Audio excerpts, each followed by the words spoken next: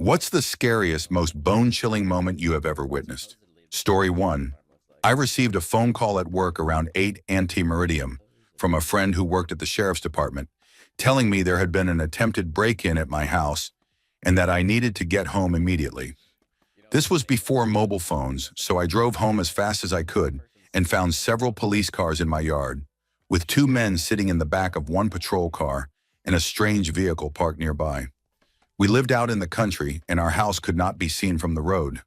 What had happened was that my two older children, aged 13 and 11, had been home alone because it was a teacher workday at their school. They woke up to our very small dog barking uncontrollably because our larger outside dog had intercepted the two men when they entered the yard to rob the house. The larger dog kept them cornered, while the smaller dog's frantic barking woke the kids, who called the police.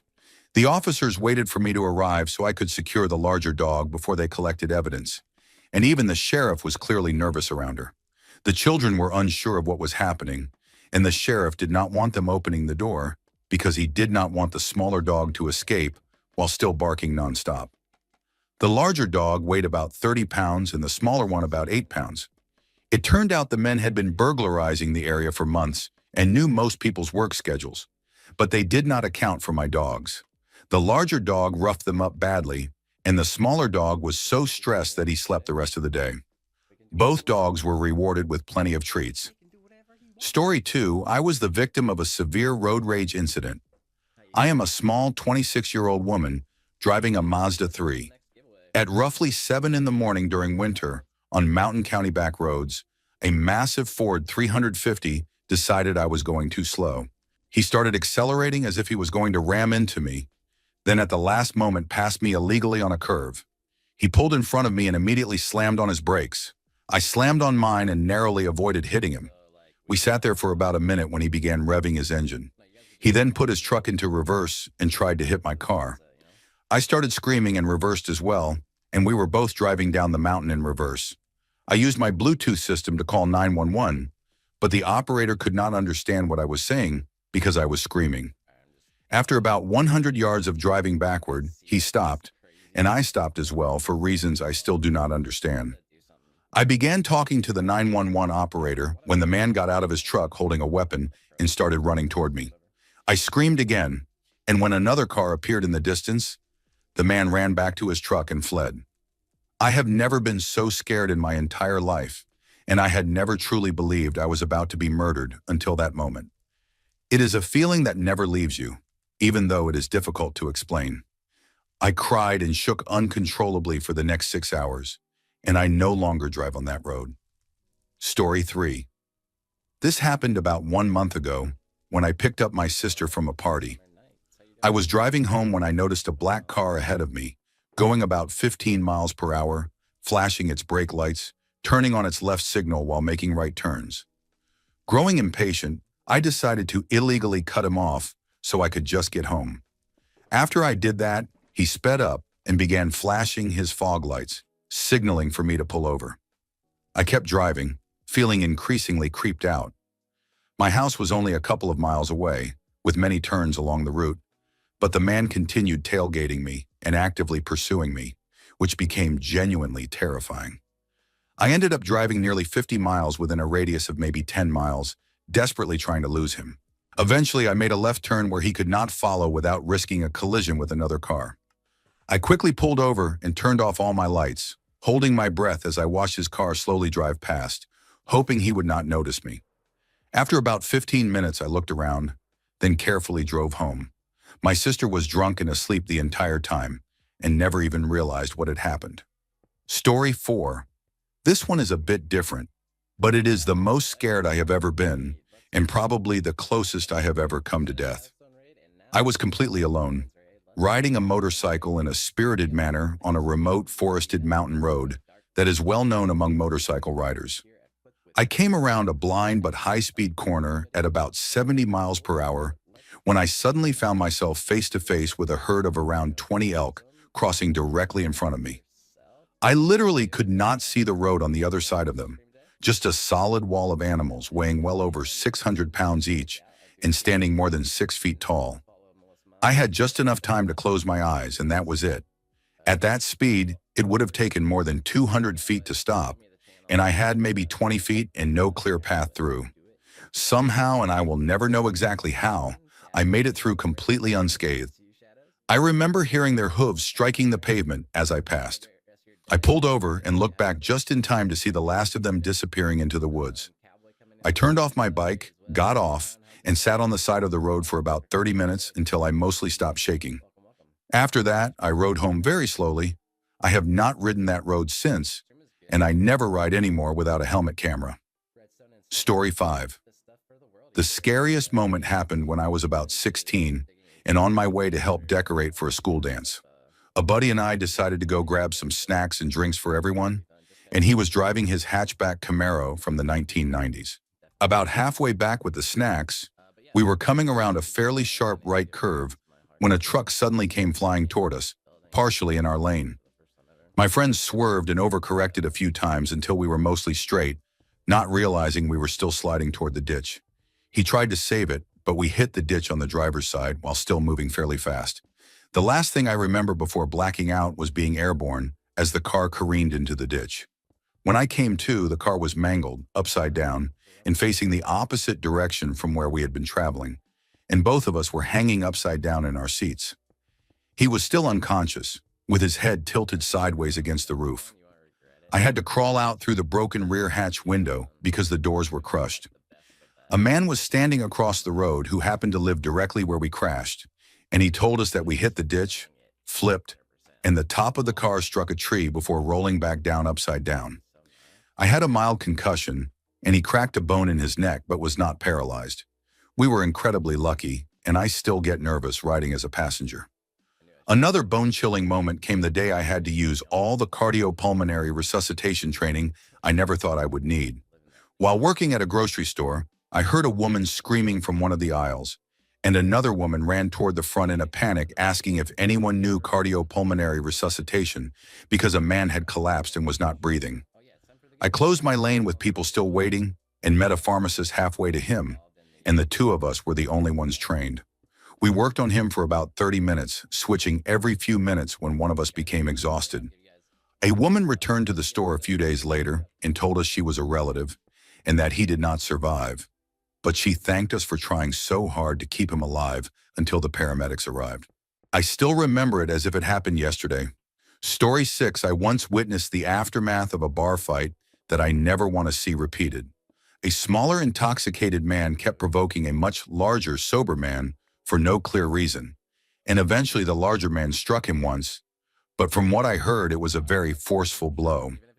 I found the smaller man lying between two pool tables after he fell backward and hit his head hard, and there was visible bleeding. He was completely unconscious and did not respond to any attempts to wake him while we waited for the ambulance.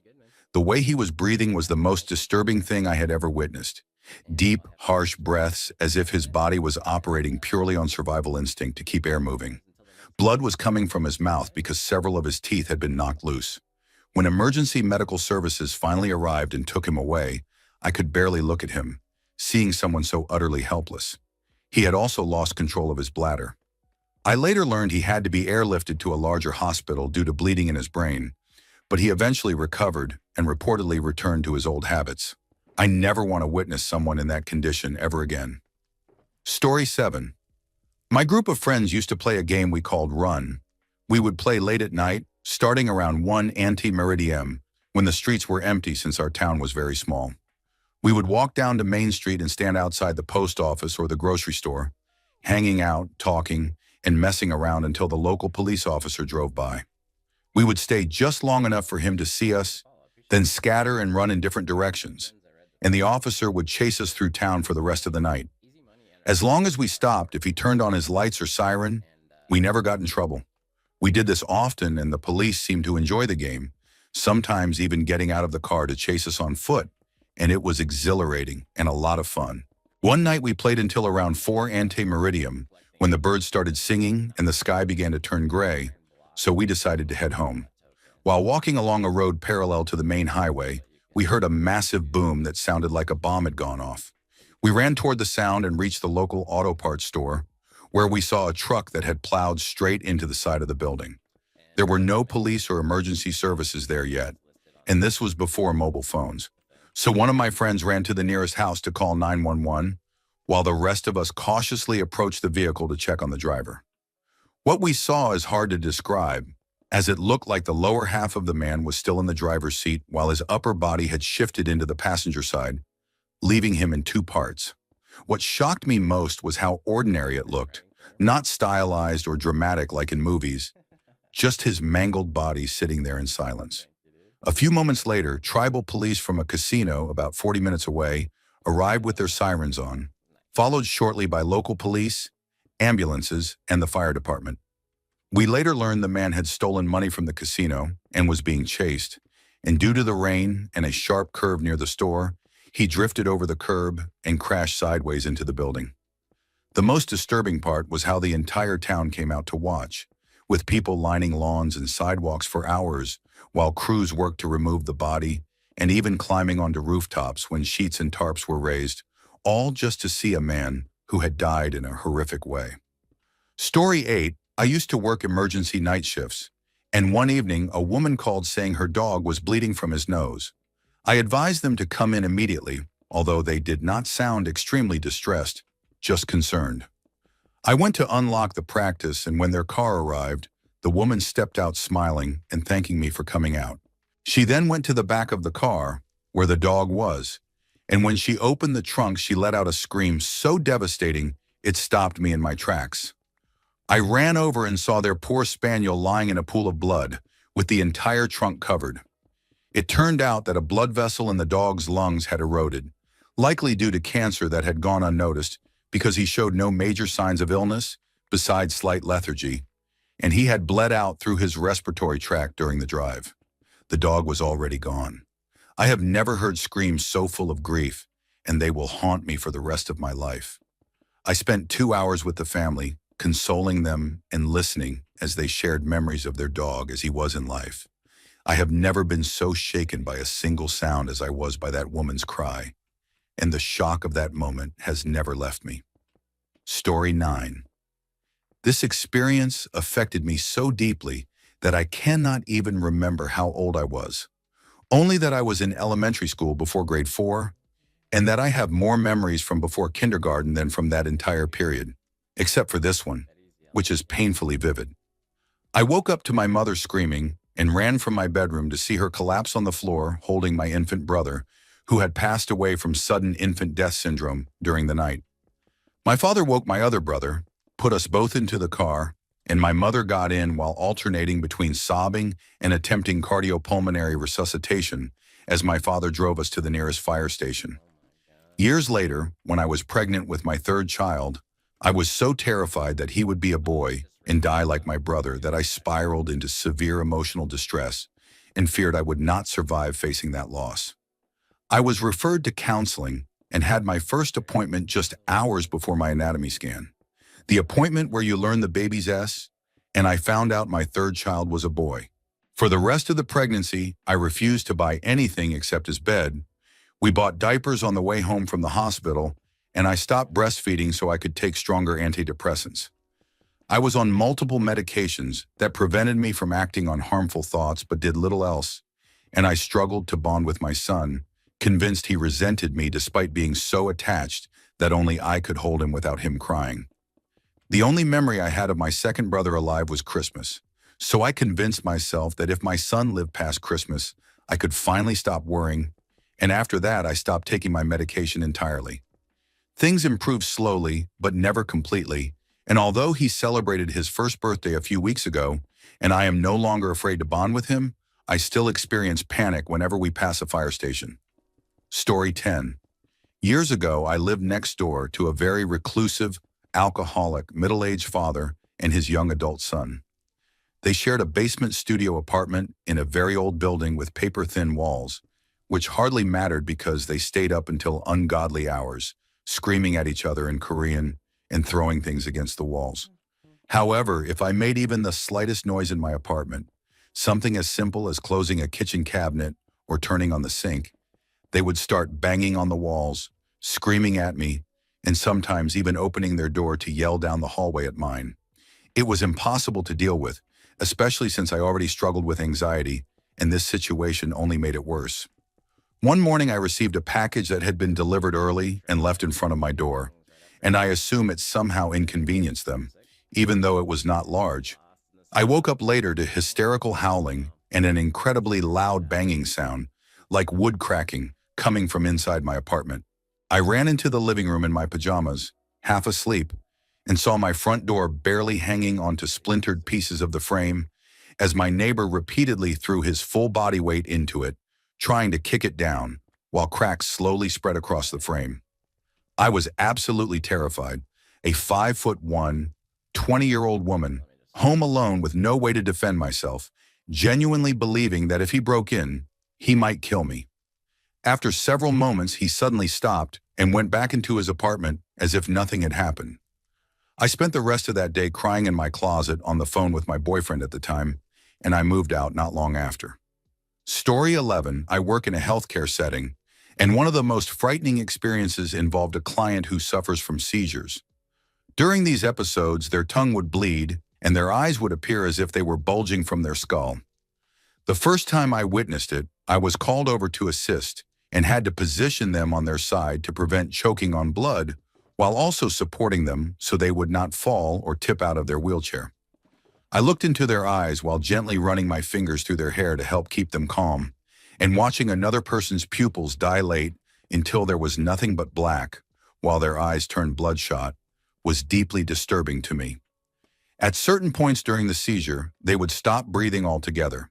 The entire experience was terrifying and left me barely holding back tears. A co-worker of mine experienced something equally traumatic when a client began choking and could not cough up the obstruction. Emergency services were called, and staff attempted to create an airway so the person could breathe, but there was heavy bleeding and they were unable to save them.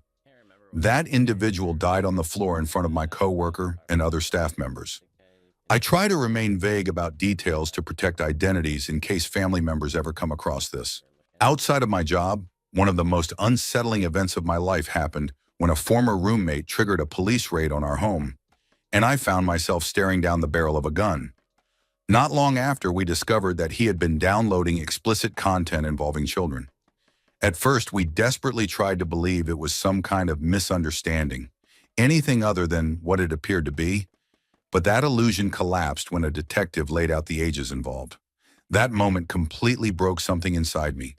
The realization that someone I lived with, someone I thought I understood, had been committing acts that horrific just a few steps away was deeply traumatizing. For more than a month afterward, I could barely function in public, and it permanently altered how I see people in the world around me. Story 12, I would not describe this as pure terror, but it left me profoundly shaken.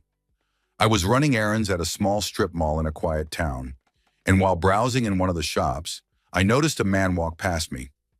I gave a polite nod and smile and continued shopping. Afterward, I needed to stop at the supermarket that served as the anchor store for the plaza. As I walked back to my vehicle after leaving another shop, I noticed the same man sitting in a truck parked beside my car, which I brushed off as a coincidence. I drove to the supermarket at the opposite end of the strip, went inside briefly, and returned to my vehicle, only to see his truck parked directly next to mine again. As I climbed into my van, I noticed an enormous container of petroleum jelly, and within seconds, my brain caught up with what I was seeing. The man was smiling at me, exposing himself, and engaging in obscene behavior. I deliberately looked away and called my husband, who was working the night shift as a police officer, calmly explaining what was happening, describing the man, his vehicle, and our exact location. In under half a minute, every on-duty officer in our very small town arrived, including my husband. I was sent home while they took him into custody. I felt relieved until I later learned that the man had cognitive challenges and had recently lost his mother, who had been his primary support. He was not charged that night, but was taken to a mental health facility for evaluation, and I never heard anything more about him. As for truly bone-chilling experiences, I have had many, especially from my time working as a legal secretary. I spent countless hours transcribing statements from people accused of violent crimes, most of which involved tragic but common situations, until one case forced me to transcribe audio of two young men begging for their lives while sitting fully clothed in a dry bathtub, only to be mocked and killed by a group of attackers who continued to desecrate their bodies afterward. Hearing the fear, pleading, and cruelty in that recording was more than I could bear, and that case haunted me so deeply that I quit my job the following week. Story 13. In 1996, when I was 19 years old, I went on an interrail trip around Europe with my boyfriend at the time. It was the best trip of my life and cost next to nothing compared to what I spend on holidays now with my two children.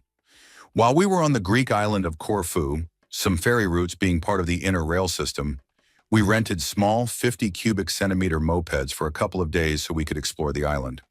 One night, around 11:30 post-meridium, under a very dark and cloudy sky, we were heading back to our hostel on a steep, winding mountain road with sheer cliff drops along the side.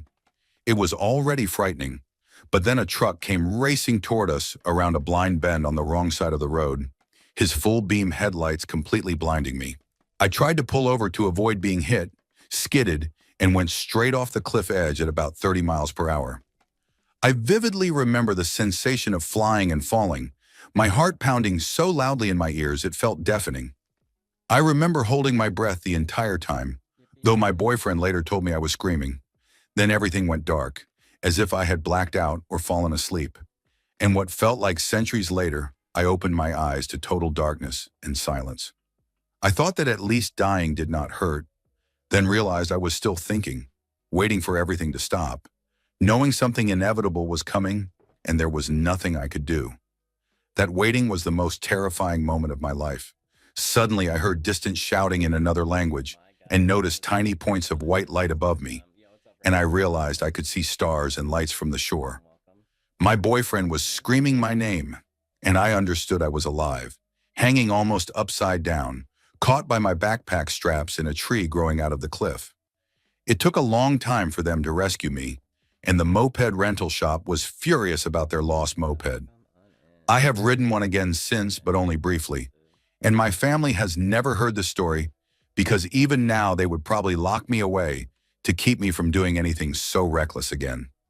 Story 14. Years ago, I worked as a concierge, mostly second shift from 3 post-meridium to 11 post-meridium. Near the end of one shift, I was asked to deliver an item to a guest room, and instead of taking the service elevator in the back, I chose the main elevator in the lobby. When I arrived, a woman was waiting, so I let her go first and said I would take the next one, since there were 3 elevators. She stepped inside and the doors closed, and I waited for it to move before calling the next elevator. But after a moment, I noticed it never went anywhere. I pressed the button anyway, expecting the doors to reopen, but when they did, the elevator was completely empty. The feeling was bone-chilling and skin-crawling, and the hair on the back of my neck stood on end. I immediately told the front desk that I was done for the night and explained why. The next day, I told some of the housekeepers what had happened, and after I described what the woman looked like, they showed me an old staff photo from about 10 years earlier. It was her. She had been murdered during a robbery about 8 years before in the gift shop, which had since been renovated into a business center, and several housekeepers admitted they had seen her late at night walking the halls. Story 15. While snowboarding in Colorado, a friend and I were doing laps through the terrain park, and one of the jumps had grown unsafe because the landing no longer matched the size of the jump, meaning if you hit it slowly, you would land at the very bottom of the landing. We both went over it once, and I landed on the flat area beyond the landing, and while riding the lift back up, about 10 meters away, I pointed it out and said we should not hit it again because it was dangerous. Less than 5 seconds later, a skier came flying down with speed, hit the jump cleanly, cleared the landing, cleared the flat, and landed on the bottom of the next jump's takeoff, which was nearly perpendicular to his direction of travel. What followed was the loudest, most horrifying cracking sound as his femur snapped, followed by a blood-curdling scream. We watched from about 15 meters away, completely helpless, and by the time we reached the top, we alerted ski patrol. When we got back down, he was being helped by others in the park and was still screaming, and the sound of it has never left me. Story 16. This happened to me recently during a very difficult period of my life. I was going through a painful divorce and had moved into a house by myself near work about 4 months earlier. And although I have a young daughter, I had not been able to see her during that time due to a legal order that was later dropped, allowing shared custody to begin the following weekend. That past weekend, my mother came to help me make the house feel more like a home, and we bought furniture, decorations, rugs, and everything we could to make it welcoming. Before setting up my daughter's room, I had kept my cat's litter box there while it was empty, but after moving it to another room, my cat refused to use it and instead soiled the new rugs whenever we were gone, forcing us to spend the weekend repeatedly deep cleaning. Eventually, I put the litter box back in my daughter's room temporarily.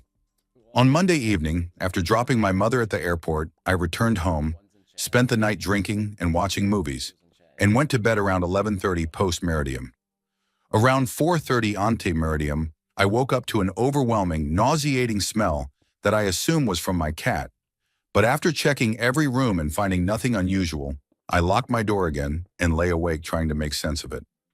Shortly after 5 ante-meridium, I used the bathroom and returned to bed, listening to the toilet finish draining in total silence, when I suddenly heard a sniff and someone clearing their throat coming from my closet. Instinct took over and I fled the house, calling the police from my car. When officers arrived and searched the house, they found a very thin homeless man hiding in my closet, and he was taken away in handcuffs. The man had entered through a sliding glass door while I was gone earlier that evening and hid when he heard me return. And the horrible smell that woke me was his body odor coming from just a few feet away. Realizing that someone had been inside my home the entire night, and imagining what could have happened if I had opened that closet, or if my daughter had been there, still sends chills through me. Story 17. Watching my cat die was the most painful thing I have ever experienced. I adopted him when he was barely 8 weeks old, and he lived to be 15 years old. He was my best friend, a soulmate in the sense of companionship, if you understand what I mean by that. And we grew up together, changing and maturing alongside each other. He passed away recently in mid-March of this year. His kidneys were failing, although we did not realize it at first because he had been acting completely normal, eating, drinking, and sleeping as usual. One night he got into a fight with one of my best friend's cats, who was also my landlord and roommate, and afterward he began urinating a small amount of blood. We assumed he had torn or injured something during the fight, since he was no longer a young Tom. This happened around 11 post-meridium, but fortunately we lived close to an emergency 24-hour veterinary clinic, so we rushed him there. Test results later that night showed the fight was unrelated and that the real issue was his kidneys.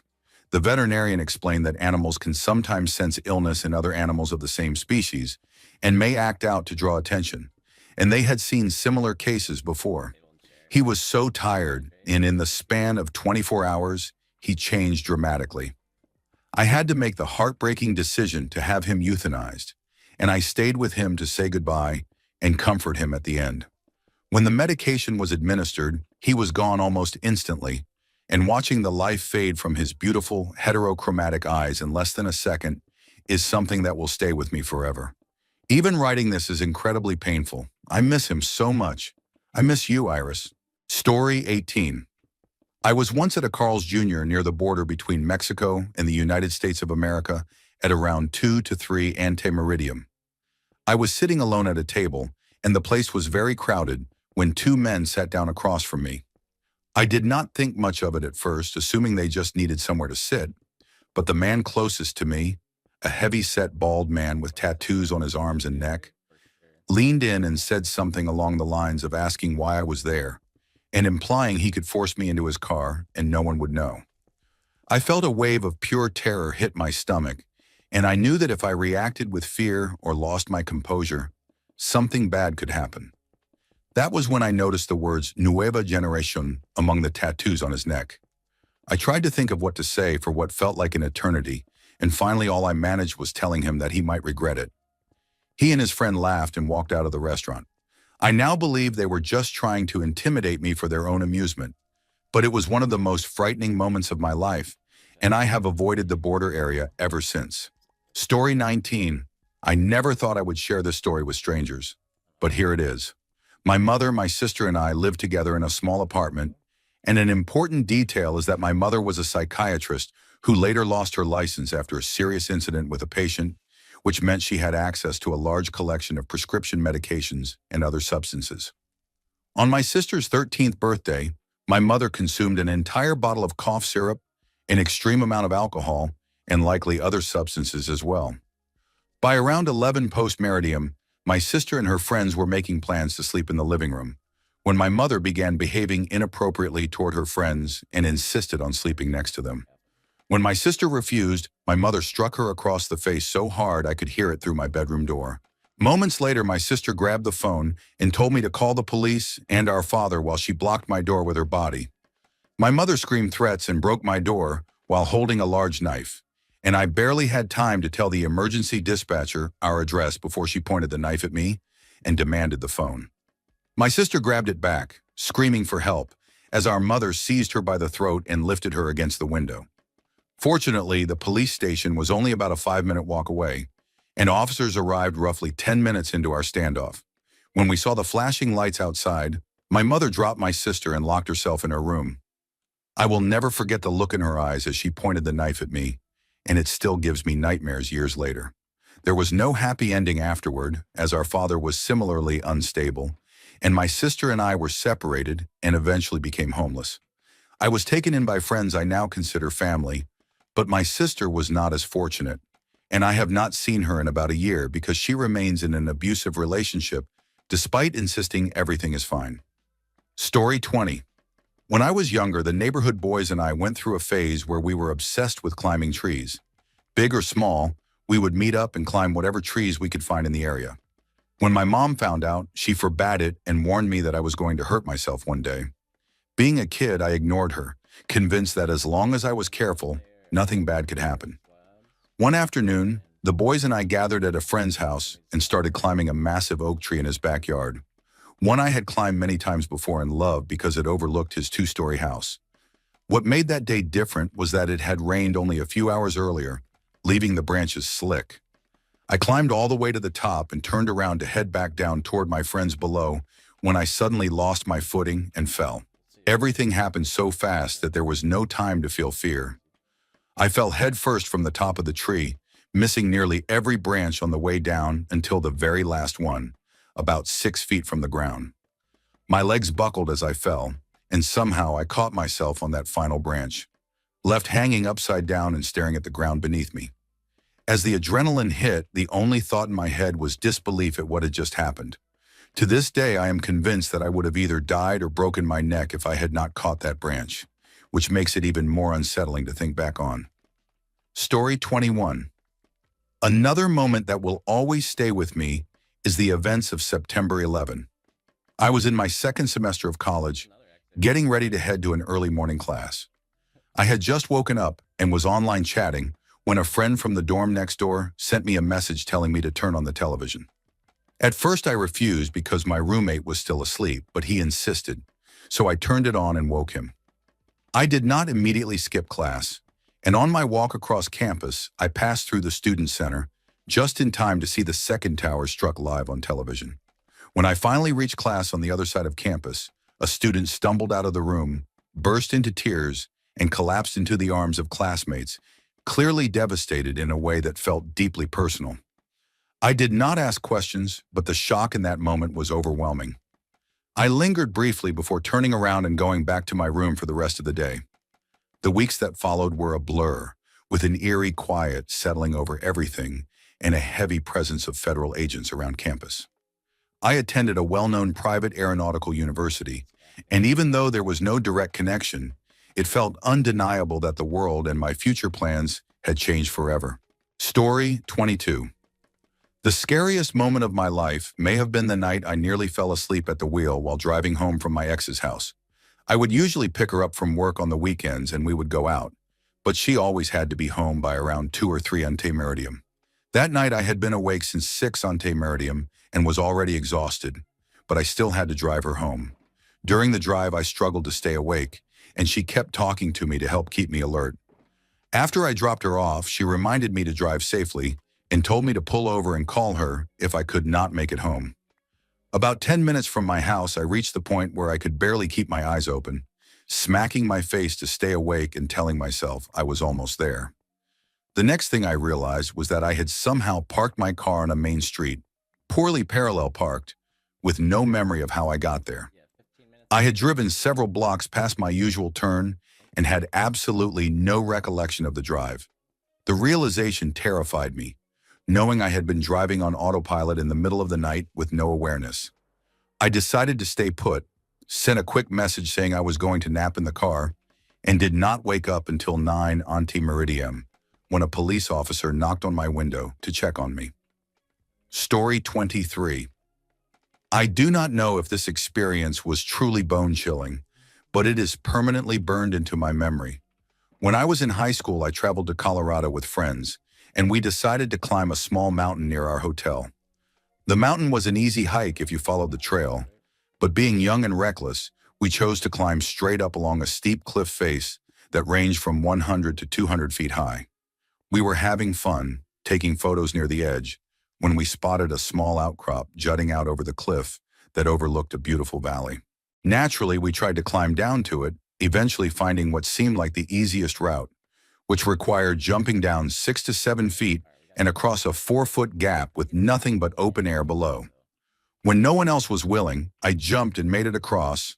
We got the photo, and then I faced the problem of getting back. Unable to jump back up, I had to free climb, and everything went fine until I ran out of hand and footholds.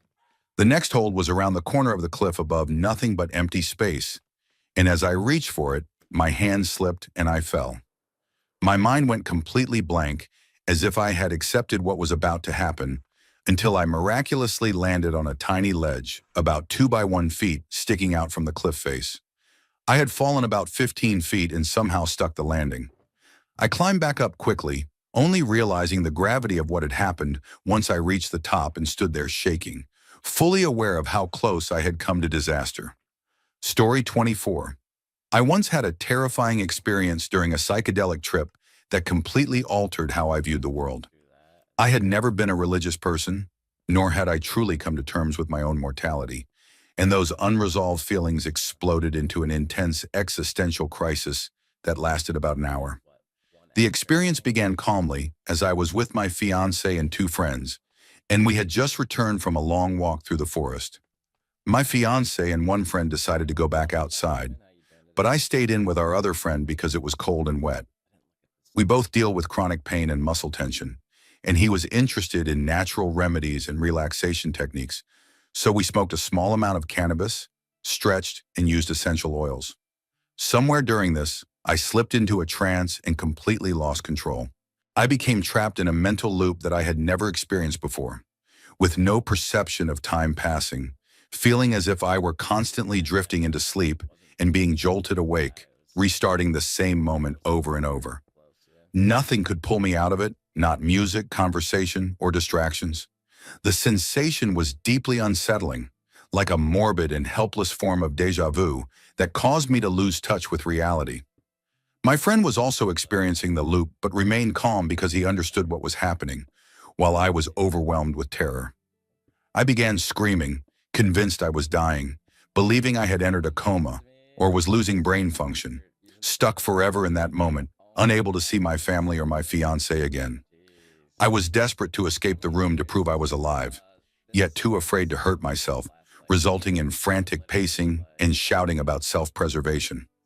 I only calmed down when my fiancé returned and held me, repeatedly grounding me in reality and reassuring me that time was moving and I was alive.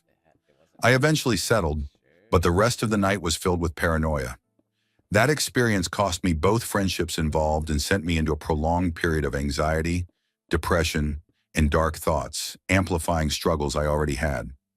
Over time, I came to terms with it, and in an unexpected way, it forced me to develop a stronger understanding of myself and life, but it remains the most terrifying experience I can imagine. Story 25. I was 19 years old and working alone in a farm supply store when I experienced one of the most frightening moments of my life. We had many regular truck drivers who came in frequently, and most were familiar faces, but one man was always unsettling and inappropriate. One day during a staffing emergency at one of the grain mills, I found myself alone in the store. I heard the bell ring as someone entered and turned toward the front desk, only to see him walking slowly down the aisle toward me. He did not say a word, but he did not need to. I understood with absolute clarity what he intended to do, more clearly than I ever had before or since. I was cornered on three sides. He outweighed me by well over 100 pounds, and he was significantly taller. When he was about 8 feet away, the face of our young, athletic, and physically imposing manager appeared over the man's shoulder from across the store. He shouted the man's name once, firmly. In that instant, I knew he understood exactly what was happening, whether from the look on my face or prior knowledge of the man. The man turned and my manager calmly told him he would assist him, met him halfway across the store, and escorted him out. I never learned what was said, but that man, who had been a regular for a long time, never returned. My manager checked on me, told me the man was no longer welcome, asked if I was okay, and then we both returned to work. No one said much, but everyone understood. The silence, the shared awareness, and the unspoken danger made it one of the most chilling moments I have ever experienced. Story 26. This is not the scariest thing I have experienced, but it happened recently, and at the time I was filled with nothing but dread. It was my first shift as a supervisor in a coffee shop, and we were finishing up cleaning after closing when I asked my colleague if they had cleaned one of the bathrooms because it was locked. This was after closing, and I needed access so I could count the day's takings for security reasons. She said she had not cleaned it. I knocked on the door and asked if anyone was inside, but there was no reply. I called my manager, who told me to contact the shopping center security, but they had already gone home for the day, so I was instructed to call 999. I explained the situation to the operator, who told me to open the door, but I refused. My colleague looked at me like I was crazy, but when the operator asked what I thought I might find, my adrenaline was already pumping and my mind went wild, so I said anything from a burglar to a bomb or a body. I did not want to find out. He said the best response time would be about 15 minutes, but suggested I try to access the closed-circuit television system, and if I saw anything suspicious to call back so he could escalate it. After about 10 minutes of struggling with the computer, I finally got the cameras working, and my colleague and I sat watching.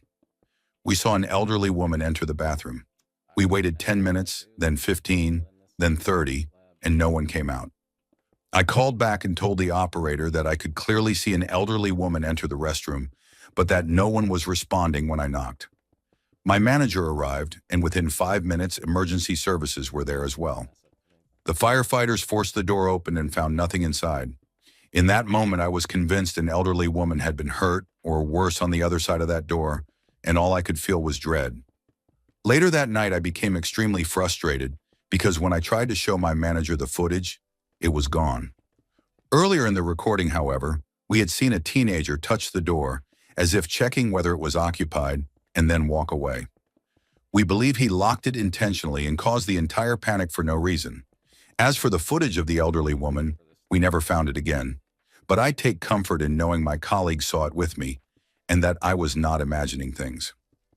Story 27. When I was around 6th grade, my friends and I used to play outside in the street, and one day an older boy, maybe around 11th grade, from a local orphanage decided to join us.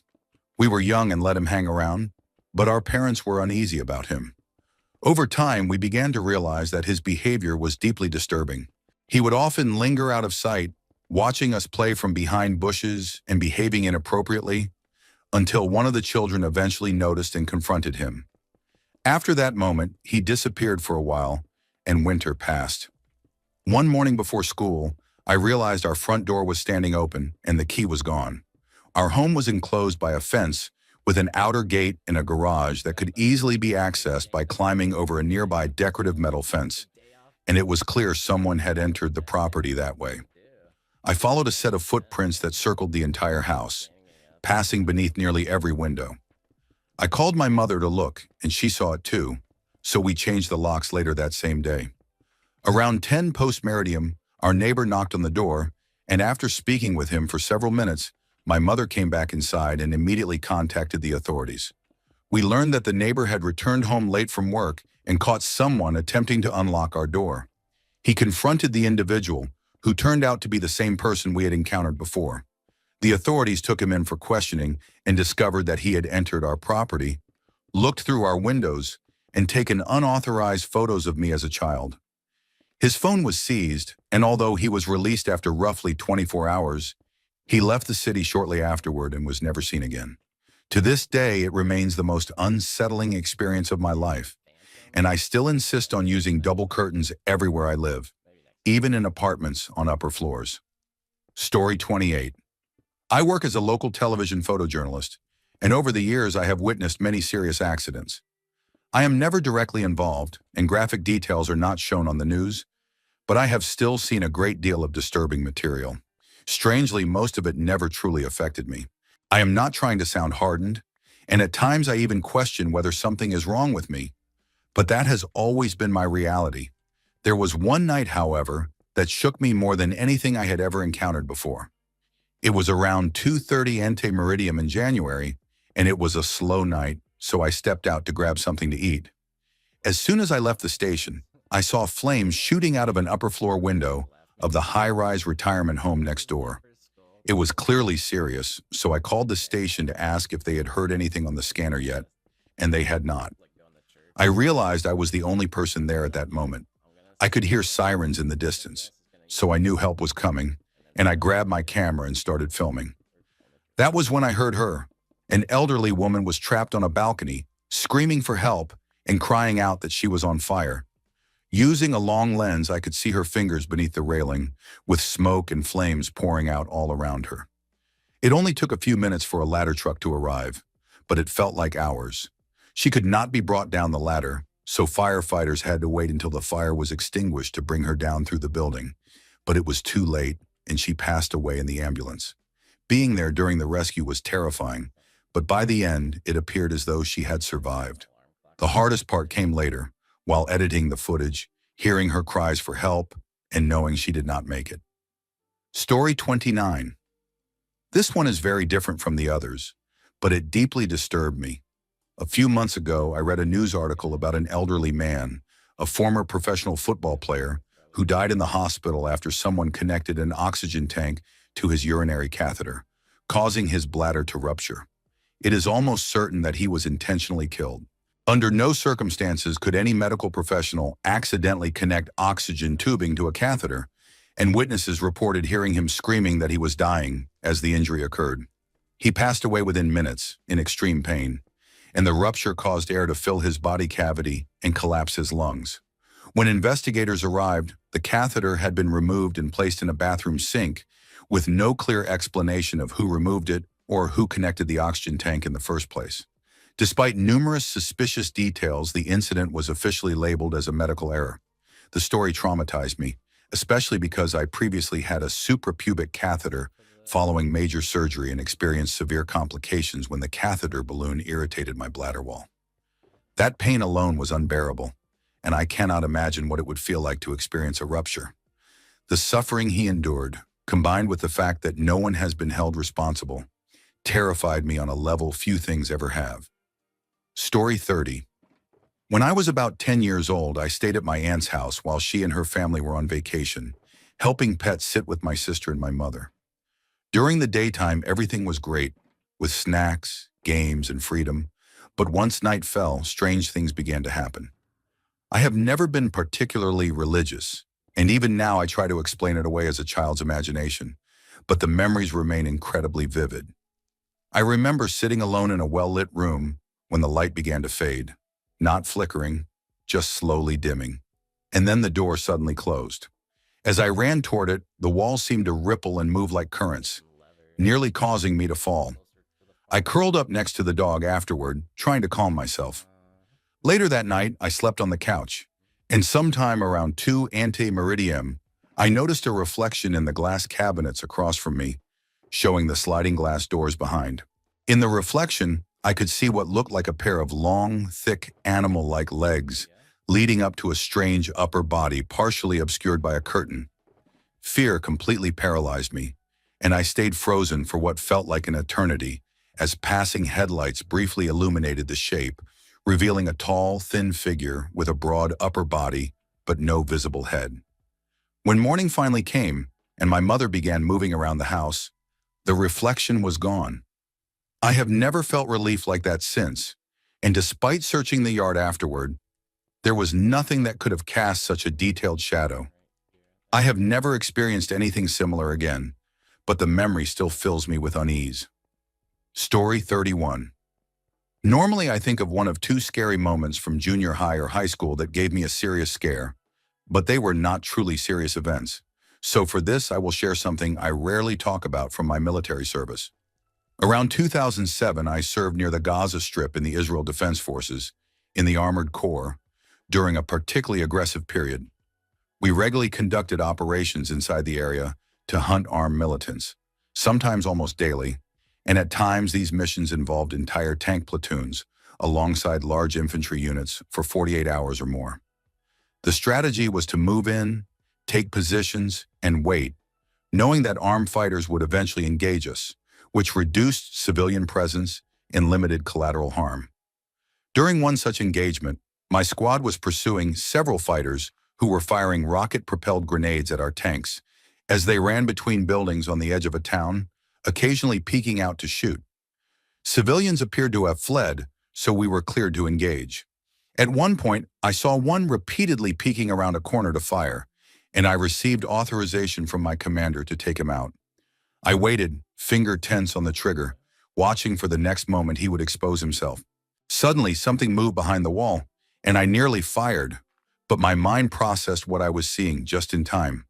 A small girl, probably around 5 years old, had been shoved forward into the open, seemingly placed there so I would shoot her and her death could be used as propaganda. She stood frozen for a moment, staring at our tanks in confusion, then began crying and tried to run back, but all I could see were hands forcing her forward again. I have never felt such fear and rage at the same time, realizing how close I came to doing something irreversible because someone was willing to sacrifice a child. Story 32. A few months ago, I was driving home from college late at night, alone, as a woman in my early 20s, on an empty freeway. Around 11 post-meridiem, I received a call from an anonymous number, which I normally would not answer, but something felt off, so I picked up. A man on the other end calmly listed my exact location, my full name, my age, and details about what and where I studied, then asked me to confirm them. Panicking, I hung up immediately and tried to call someone, but before I could, an unmarked vehicle activated sirens behind me and pulled me over. Two men in plain clothes exited the car, identified themselves as undercover police, and asked for my license and registration, which I gave them. They then instructed me to step out of the car while one of them searched through my vehicle as I stood facing away from the road. After about 10 minutes, another car stopped nearby, possibly due to a breakdown, and the two men suddenly became nervous, returned my documents, and told me I was free to leave. Shaken, I later contacted the local police station to ask about undercover procedures and was told there was no record of the officers' names or any vehicle matching the description. I was informed that I had likely encountered a known criminal group that impersonates police officers to rob, assault, and harm women driving alone at night, and that the appearance of the other car likely scared them off. Story 33. This is not a single moment, but a series of events I have never fully shared outside of close family and friends. When I was about 14, both of my parents became heavily addicted to methamphetamine. My mother stopped briefly while pregnant with my younger sister, then started again shortly after. I witnessed terrifying behavior so often that I became numb to it. Nights of my mother storming into my room at 3 ante-meridiem, holding my baby sister, screaming insults at my father, demanding I look at him, while my father punched holes in walls and destroyed furniture, convinced people were watching him. This went on for nearly a year. My mother once jumped out of a moving car out of spite, and my father frequently fired his gun into the woods, claiming he was being followed. On Thanksgiving, while putting up lights, he threatened me if I was plotting against him. Days later, my parents got into a violent fight in the car while driving with my sister and me in the back seat, and he assaulted her badly while I sat frozen, terrified that intervening would get one of us killed. I spent that time protecting my sister as best I could. One day after an argument, my mother tried to strike my father with a heavy battery charger while he was driving, causing him to lose control. The vehicle flipped multiple times, ejecting my mother through the rear window, while my father and sister, restrained, survived. My grandmother came to my school the next day to tell me what happened. And when she began crying while explaining my parents were injured, I assumed they were dead and felt relief, believing it was finally over. They survived, and after a short calm period, the chaos resumed.